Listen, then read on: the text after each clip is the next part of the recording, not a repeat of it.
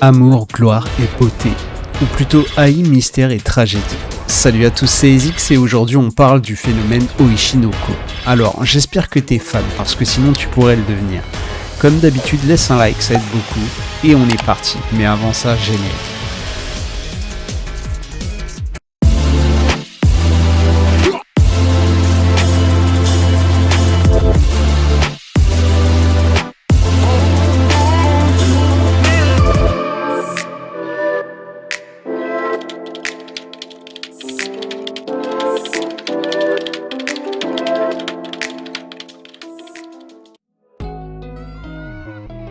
L'histoire d'Oishinoko gravite autour d'Ai Yoshino, une idole japonaise dégageant une fraîcheur incroyable.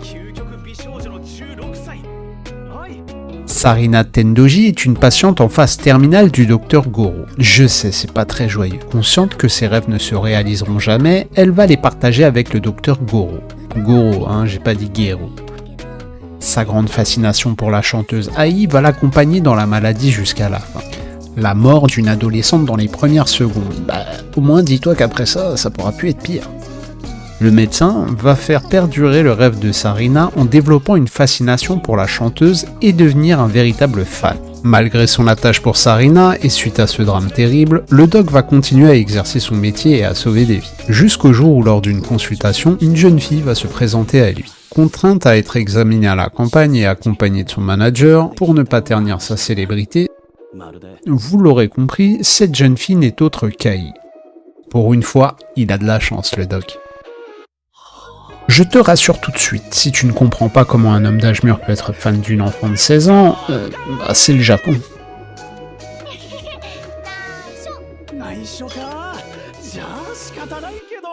Après des examens de routine, un dilemme va se présenter à Ai. Garder cet enfant ou pas ? J'ai dit 7, en fait ils sont 2. Des jumeaux à 16 ans, ouais c'est pas facile. Envers et contre tout, Ai va courageusement et un peu égoïstement faire un choix qui va changer leur vie à jamais. Un choix qui va donner un sens à sa vie et lui faire avoir des sentiments. Oui je sais, c'est beau.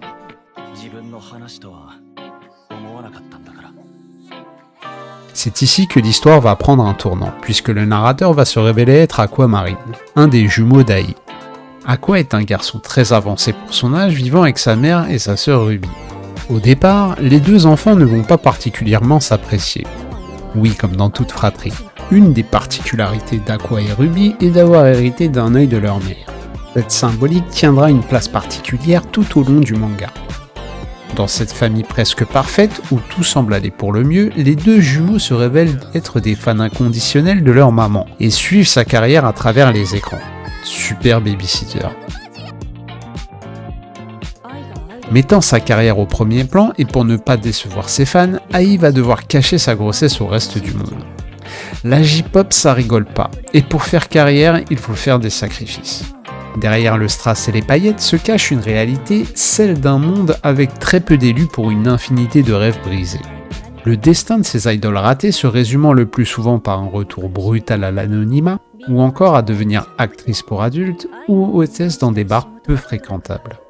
Oishinoko nous montre l'envers du décor d'un show business où la majorité des idoles sont des victimes tragiques d'esclavage moderne.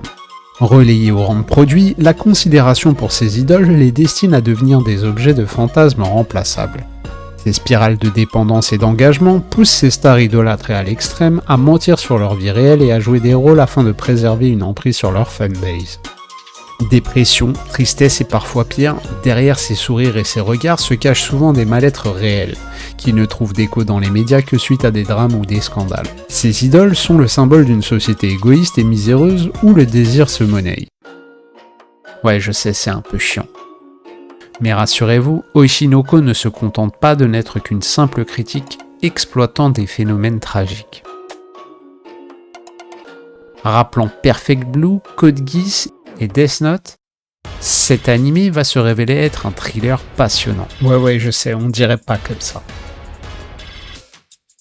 Derrière ses allures de shoujo, l'anime aborde des thématiques très adultes, telles que le complexe d'Oedipe, l'obsession, la confiance en soi ou même s'autoriser à rêver. Ai va se révéler incroyablement belle. Le passé d'Ai va se révéler intriguant et mystérieux, mais le point fort de l'anime, c'est sa réalisation. Le studio Doga Kobo livre une animation qui incarne la performance. C'est beau, rythmé et habité.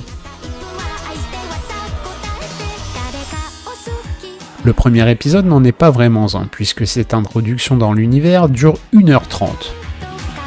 Un format peu commun mais nécessaire à poser les bases solides de l'anime. Malgré la durée, c'est rythmé et l'ambiance est entraînante et colorée. Et cette BO.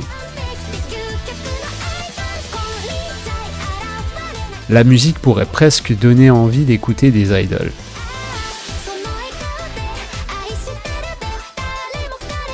Développant son histoire sur plus d'une décennie, la narration va acquérir de la profondeur et les intrigues vont s'entremêler à un fil rouge captivant et servir de fil conducteur aux véritables protagonistes de la série, Aqua et Ruby. Ces deux étudiants talentueux en quête de réponse vont tenter de suivre les traces de leur mère dans l'industrie du spectacle. Sous fond de tranches de vie, d'humour, de paranormal et de vengeance, bizarrement, ce mélange des genres fonctionne très bien.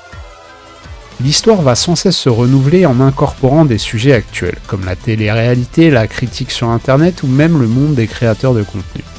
Allant dans toutes les directions sans jamais se perdre, ce scénario incroyablement marquant et audacieux, de par son esthétique colorée et surtout ses thématiques variées, se révèle être à l'image d'Ai, à la hauteur de sa réputation. Et c'est pour ça que tu dois voir Oishinoko. Merci infiniment pour tout votre soutien sous les dernières vidéos. Comme d'habitude, laisse un like. Moi, je vais écouter le générique. Allez, on se dit à la prochaine, la team.